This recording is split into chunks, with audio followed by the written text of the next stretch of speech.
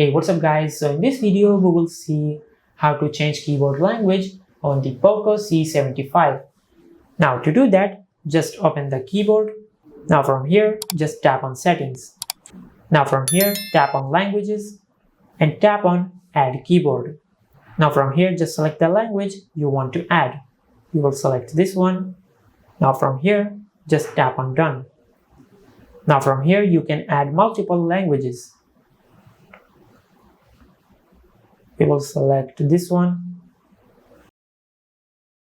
Also, we will select another language. We will select this one. Tap on done. Now from here, to switch between languages, go back and open the keyboard. Now from here, just tap on the languages icon to switch between languages. Just like that.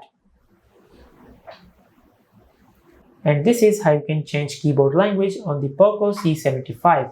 Now if you want to delete the languages you just add in your keyboard, just tap on settings.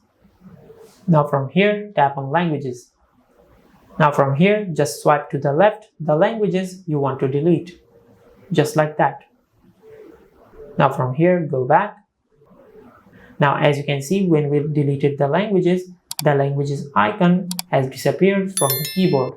And this is how you can change keyboard language on the Poco C75.